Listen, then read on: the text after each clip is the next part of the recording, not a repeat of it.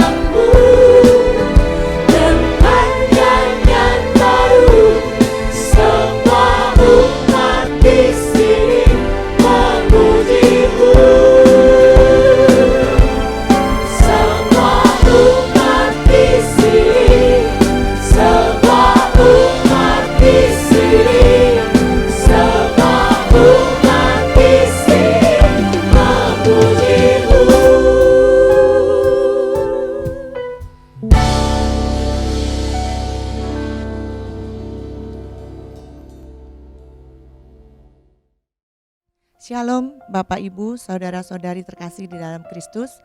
Kita jumpa lagi di acara Bincang-Bincang GSKI Gajah Mada.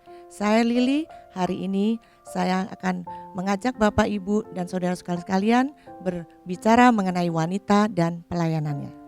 Hari ini saya ditemani oleh dua ibu-ibu yang menurut saya adalah wanita-wanita perkasa di dalam Tuhan. Mari kita langsung saja temui beliau-beliau. Apa kabar Bu Esther? Baik. Apa kabar Bu Herlin? Baik. Hari ini kita akan berbincang-bincang mengenai wanita dan pelayanannya. Yang sudah pasti pelayanan dalam Tuhan ya. Saya akan pertama-tama minta Bu Esther dulu menjelaskan. Menurut Bu Esther berbicara tentang pelayanan. Pelayanan itu menurut Ibu apa? Dan idealnya itu seperti apa ya Bu? Karena kan sangat luas sekali pelayanan di dalam Tuhan itu. Bisa dibantu dijelaskan dahulu Bu. Oke.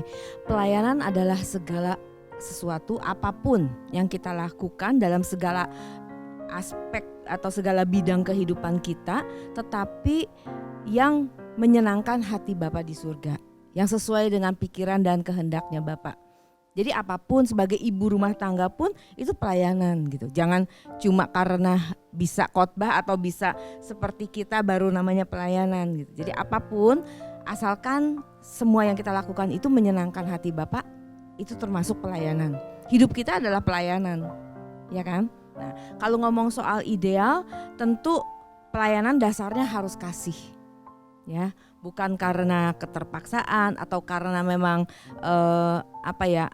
ya orang Kristen masa nggak aktif sih gitu doang, nggak bisa Ya, Bu, ya? status doang gitu. Jadi dasarnya memang harus kasih dan kualitas kasihnya ya harus seperti yang Tuhan Yesus miliki. Yaitu kasih tanpa syarat, jangan kasih asalkan atau kalau gitu kan. Jadi kasih walaupun kita mau berkorban sekualitas yang Tuhan Yesus udah contohkan. Artinya sentralnya tetap kepada Tuhan Yesus ya Bu ya. Lalu mengenai pelayanan itu sendiri, kita kebetulan nih bertiga ibu-ibu ya, di mana kita punya keluarga, ada suami dan anak-anak. Banyak sekali di luar sana kita sering mendengar bahwa para ibu ini tidak mendapat dukungan dari suami atau anak-anak begitu mengenai pelayanan, karena mungkin dari si suami atau anak sendiri kurang mengerti apa pelayanan itu sebenarnya. Jadi kalau kita menghadapi keadaan seperti itu, bagaimana kalau menurut Ibu? Mungkin perlu diperhatikan juga apa sih alasan mereka untuk tidak mendukung. Apakah masalah waktu atau ada juga yang ibu-ibu yang konseling dengan saya, masalahnya adalah dia jadi boros karena pelayanan. Nah, ya kan dia merasa melayani tuh harus entertain orang, ya kan, mau rapat dia yang sediain. Akhirnya budget rumah tangga jadi kocar-kacir gitu gara-gara pelayanan. Ya tentu suami marah lah. Anak-anak yang jatahnya bulan ini beli sepatu, mama bilang, aduh maaf deh karena mama harus transfer ke mana yang harus dibantu gitu loh. Nah mungkin kita juga harus tanya si ibu ini nih, kenapa sih, dalam bidang apa sih kamu di komplainnya gitu. Nah jalan terbaik adalah memang ngomong bersama lah baik-baik ya, didiskusikan. Mungkin kalau masalah waktu mungkin ya ibu itu harus bijak-bijak lah bagi waktu. Suami, anak-anak juga kan butuh perhatian. Satu, terus kalau dua, kalau memang uang ya kalau mau memberi untuk pelayanan mungkin di budget atau minta izin.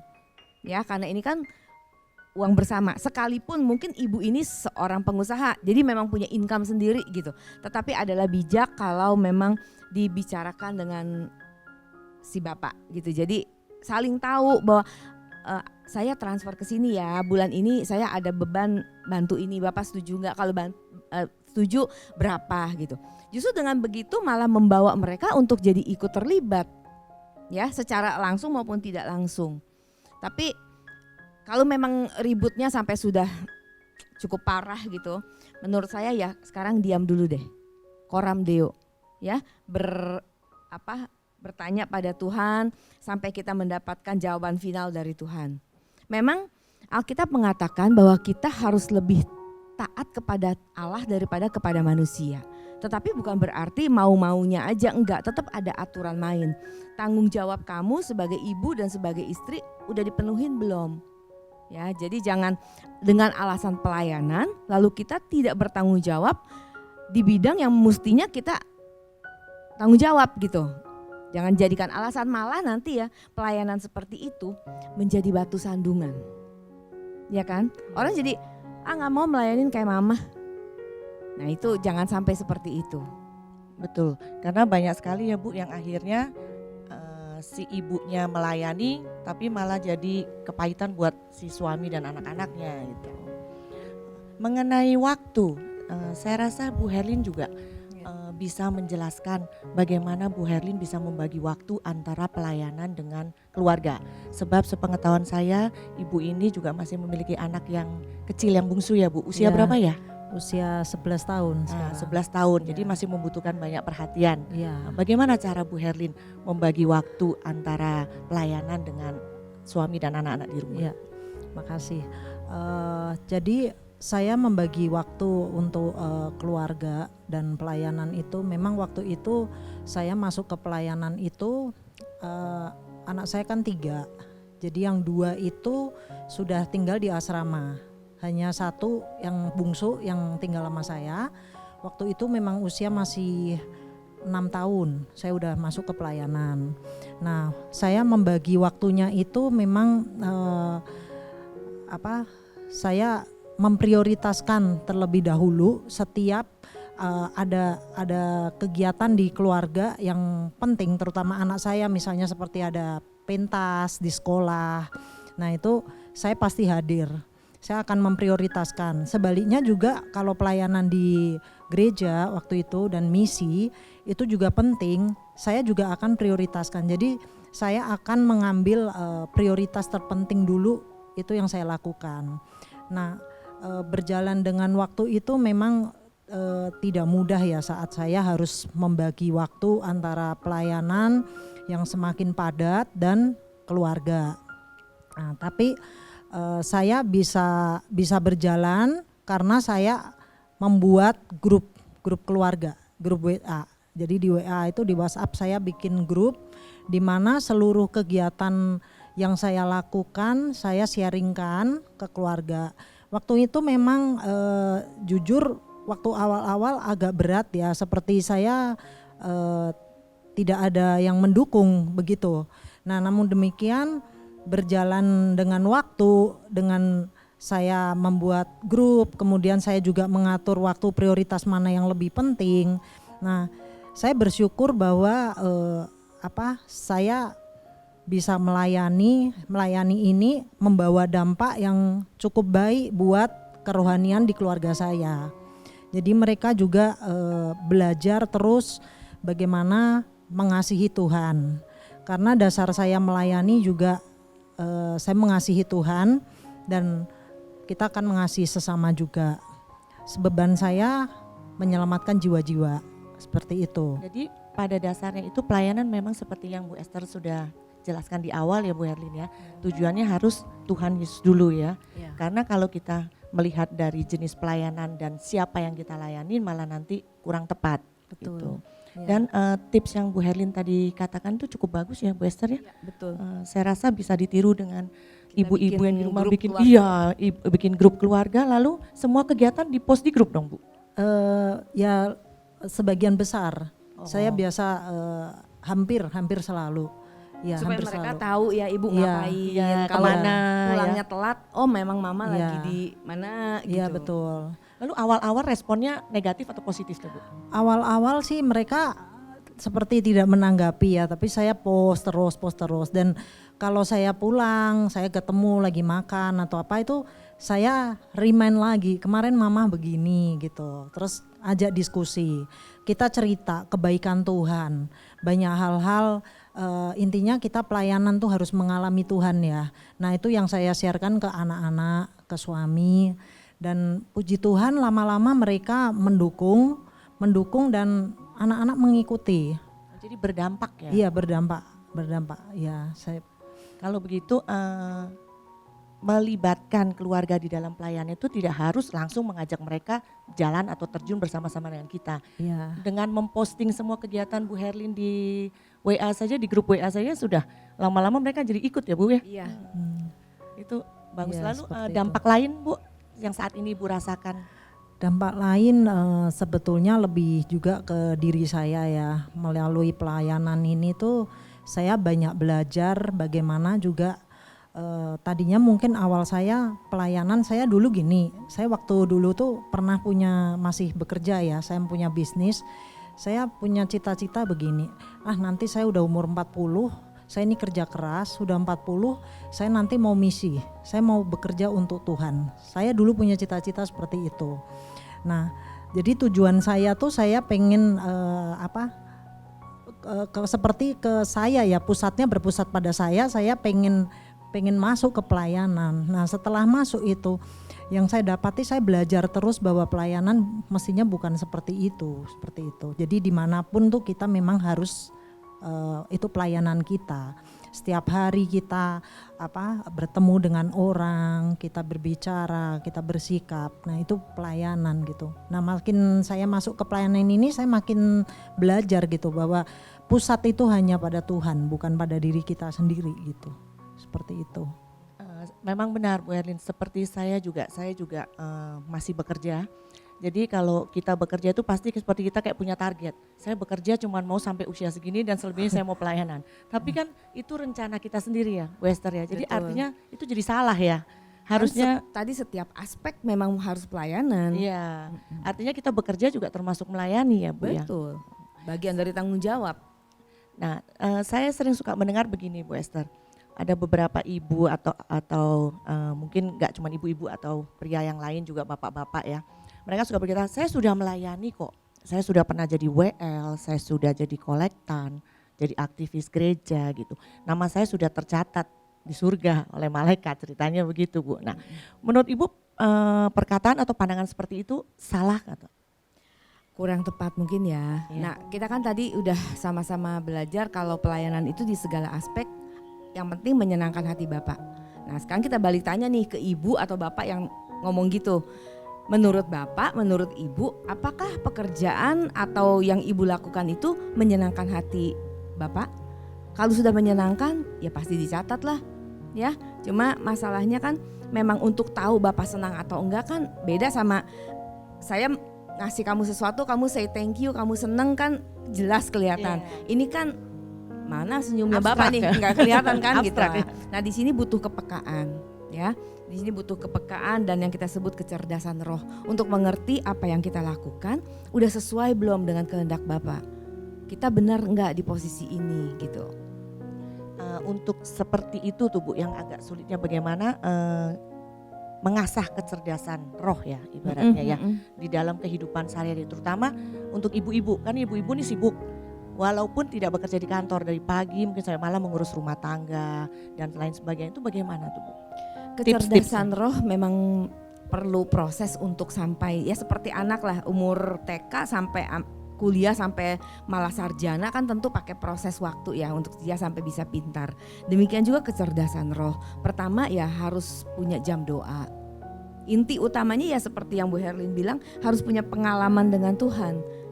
Dan itu dibangun dengan dibangun dengan jam doa pribadi yang kita harus sediakan waktu, bukan waktu sisa kita ya. Jadi kalau ibu-ibu bilang, aduh saya sibuk banget, please deh kita jujur gitu. Berapa waktu ibu untuk nonton TV? Apalagi sekarang, kemarin baru saya chatting sama temen, kamu lagi work from home begini ngapain? Drakor. Wah, Tahu lagi kan ngetren, drakor ya. pasti iya. Drama Korea. Korea kan. Saya bilang aduh please deh stop, saya bilang gitu. Banyak hal yang bisa kita lakukan kok. Masa bukan gak boleh, tetapi jangan ada alasan aduh sibuk gak ada waktu. Pas ada waktu udah capek. Ya kan udah capek doanya. Nah itu yang mesti dibangun, jam doa pribadi. Lalu baca firman, baca buku yang bermutu, dengarkan khotbah yang baik. Lalu perhatikan setiap peristiwa di sekitar kita yang dengan cara itu juga Tuhan berbicara. Nah itu terbangun kecerdasan roh. Artinya kecerdasan roh itu pun juga harus melalui tahap-tahapan seperti Ya. itu. Tidak otomatis hanya dengan berdoa langsung Enggak lah.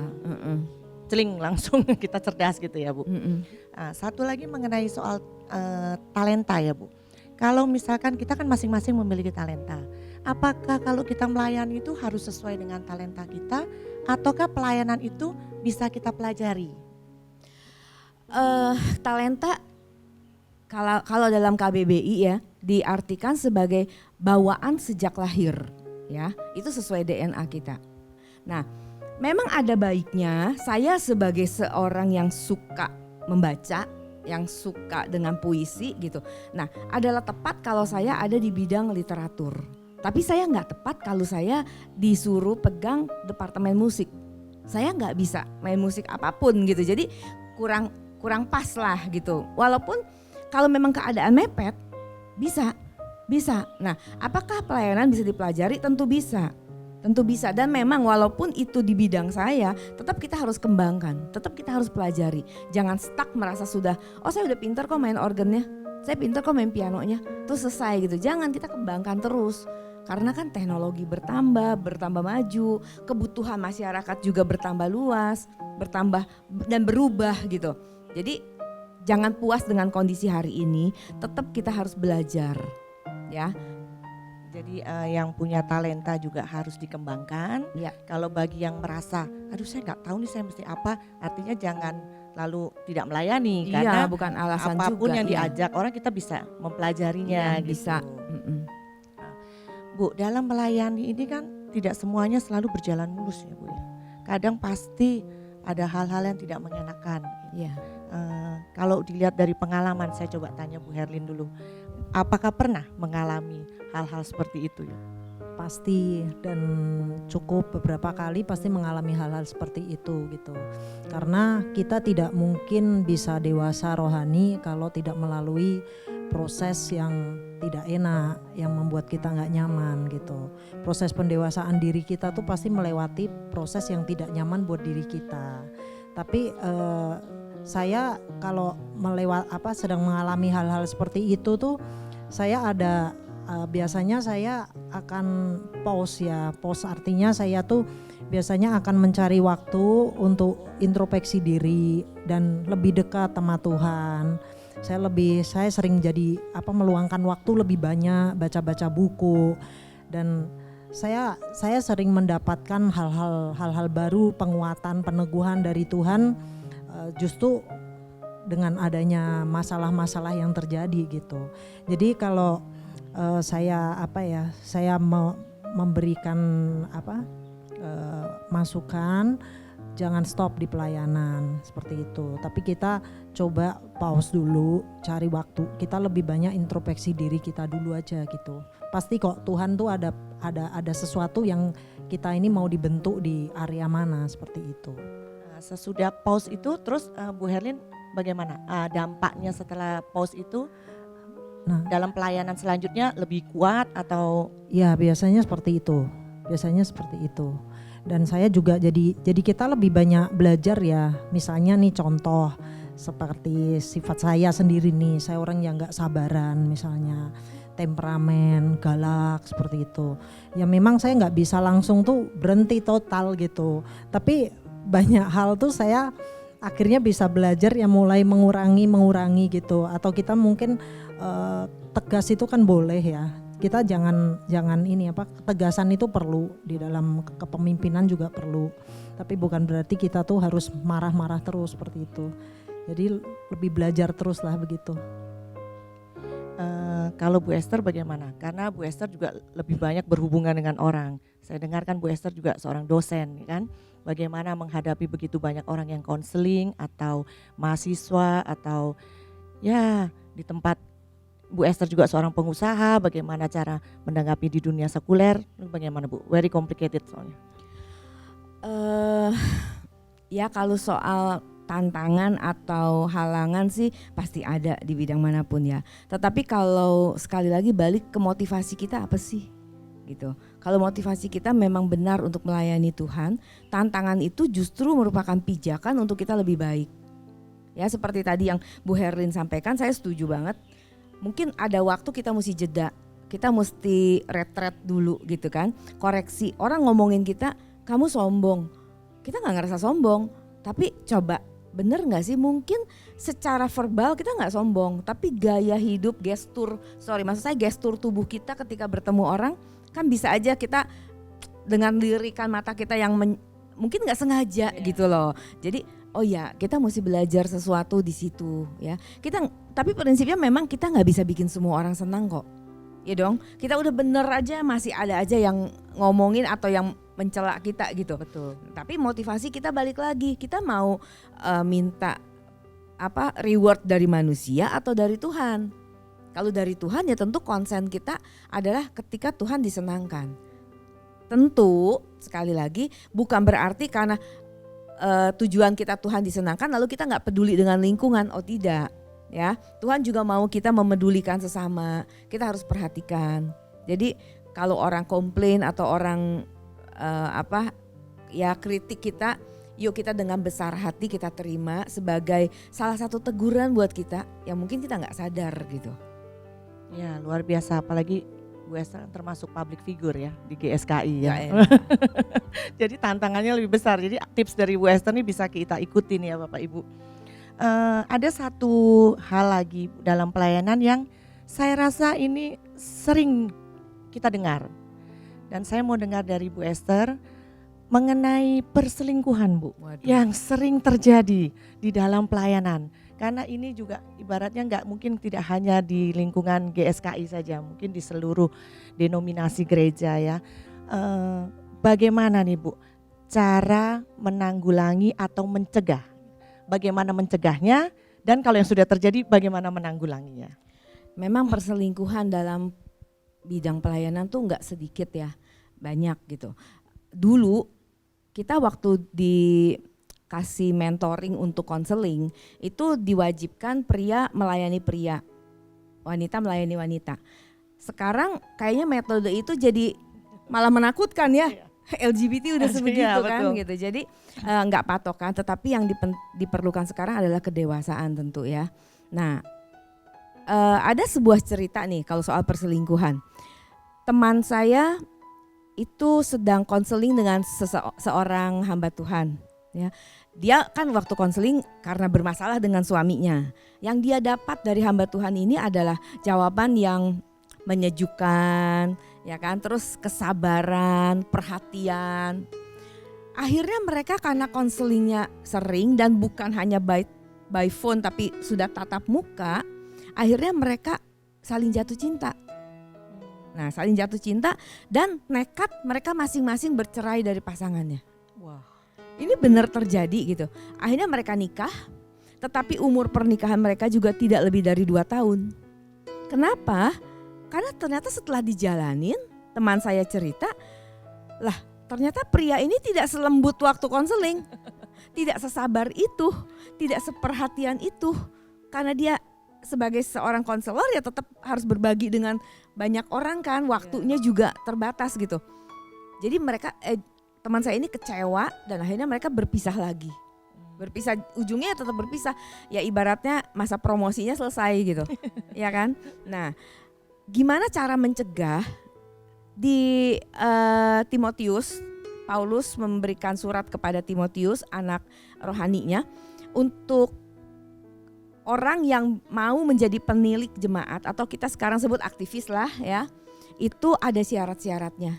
Misalnya ia merupakan suami dari satu istri ya, terus ia juga orang yang tidak punya cacat di masyarakat umum, bukan misalnya residivis gitu. Kita bukannya nggak setuju dengan orang-orang yang punya masa lalu jelek, tetapi itu harus dipertimbangkan. Apakah benar dia sudah bertobat? Ya, semua kita punya masa lalu yang buruk lah, ada lah kesalahan kita. Tetapi jangan gegabah kalau terima misalnya dia mantan dari napi gitu, terus dia mau jadi aktivis. Kira-kira gimana? Kita kan harus pertimbangkan apakah jemaat bisa terima. Apakah teman-teman lingkungan juga bisa terima? Kalau dia sudah memang bertobat dengan besar hati ya kita harus memberi orang kesempatan untuk melayani kan? Seperti itu. Jadi ikutin apa yang Paulus ajarkan kepada Timotius, ada aturan-aturannya, mungkin itu cara pencegahannya. Kalau untuk penanggulangan yang sudah terlanjur jadi berselingkuh ya kita disiplin. Ya, apakah bentuknya diberhentikan? Sejauh mana perselingkuhan itu juga harus dipelajari, atau baru kelihatan ada api tanda. aja, ya mungkin itu masih bisa dengan sifatnya konseling, atau memang sudah seperti teman saya jadi bubaran. Nah kalau itu tentu sudah harus didisiplin karena nggak jadi contoh kan aktivis harusnya panutan gitu. Nah sekarang gimana kalau kita biarkan mereka hidup dalam perzinahan gitu tapi melayani jemaat, nanti akan jadi wah gak lucu, nanti jemaat susah punya patokan yang mana nih gitu. Nanti dianggapnya itu diperbolehkan. Iya. Gitu. Ya, memang sangat sulit ya Bu, apalagi dunia sekarang bukan semakin baik. Dunia sekarang semakin kacau, semakin buruk. Jadi rasanya hal-hal seperti itu lebih bagus dicegah daripada ditanggulangi. Karena biasanya lebih repot ya Bu kalau sudah kejadian. Kalau udah terlanjur udah Iya, repot. kalau yang mengalami seperti yang tadi teman Bu Esther itu tidak cocok, akhirnya mereka berpisah. Nah, kalau yang mengalami yang cocok lah Bu. Lanjut tuh. Lanjut. Nah, Yang kasihan kan nanti anak-anaknya. betul. Dan lagi akhirnya kan semakin memperburuk daripada image pelayanan itu sendiri gitu. Karena sumbernya justru dari pelayanan lah jadi muncul masalah. Lalu Ibu Esther sendiri kan seorang wanita dan lagi melayani dalam banyak bidang. Pernah nggak Ibu mengalami diskriminasi sebagai seorang wanita dalam pelayanan? Misalkan baik itu diskriminasi dalam jabatan, misalkan karena Ibu wanita jadi Ibu tidak diperbolehkan menjabat sebagai A, B atau C gitu itu. Bagaimana Di pengalaman? sinode kita sih enggak ya. Enggak sih. Sejauh ini saya kalau untuk diskriminasi gender maksudnya ya, Iya. enggak sih, enggak mengalami itu. Bahkan ada satu keuntungan ya. Karena pengkhotbah khususnya di GSKI Rehoboth ya, bukan GSKI umum, di GSKI Rehobothnya pengkhotbah wanita kan enggak banyak. Bukan enggak banyak. Jadi saya sedikit ada enggak banyak saingan lah. Gitu. Kalau mau ngomong secara bersaing kan kita nggak boleh bersaing. Tapi kalau memang secara gender saya nggak pernah mengalami diskriminasi. Malah sebaliknya keuntungan karena tidak banyaknya wanita yang berkhotbah gitu. Jadi fine aja ya Bu ya. Fine aja. Oke. Bu, saya sudah sebut bahwa saya juga wanita yang bekerja di kantor.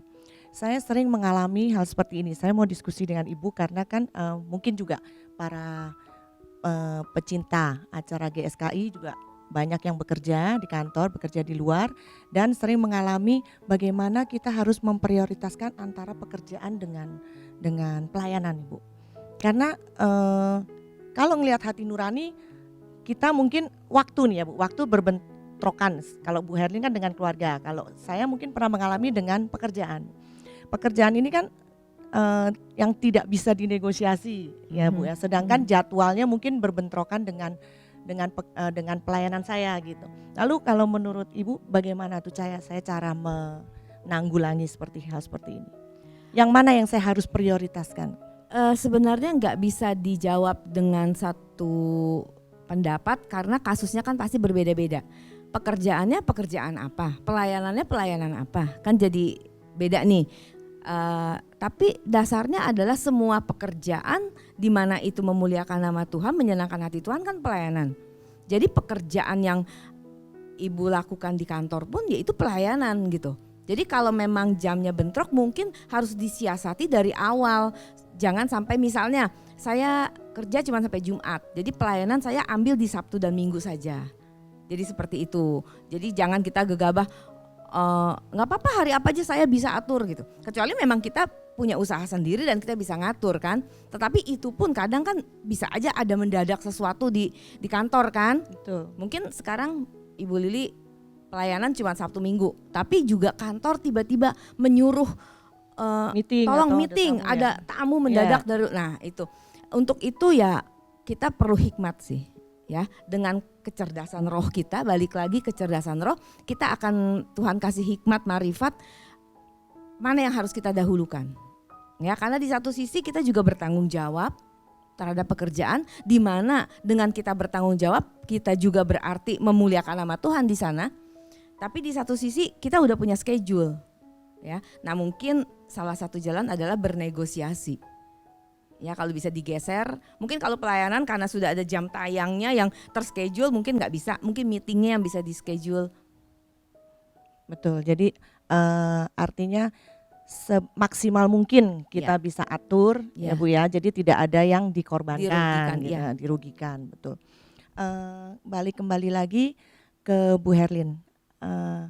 Kalau mengenai pelayanan ini, ada nggak Bu Herlin tambahan lagi bagi para ibu maupun para remaja yang sedang menonton acara ini? Ibu mau menyampaikan apa kepada mereka? Yang bisa saya sampaikan dan saya berikan masukan ya. Jadi kalau pelayanan itu jadilah diri kita sendiri.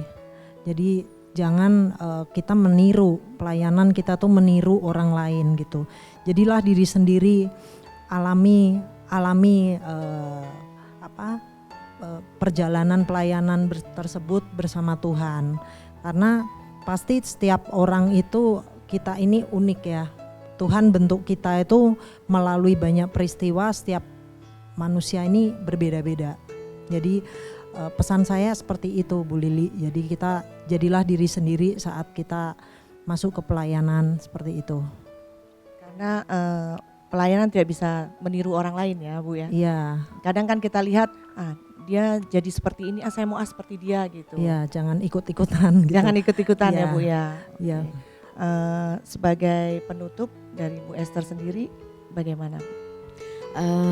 Saya mau mengajak semua kita untuk memiliki ketulusan, ya. Motivasi kita sudah benar, tetapi kita harus juga punya ketulusan hati. Karena dengan ketulusan itu adalah kekuatan hidup kita. Kita bisa disalahkan, bisa aja kita disalahkan. Tetapi kalau kita tulus, waktu akan menjawab. Memang mungkin perlu waktu untuk menjawab bahwa kita adalah benar gitu, ya. Jadi penting untuk kita bersikap tulus dalam pelayanan. Kita tidak punya motivasi, kepentingan pribadi itu nggak ada.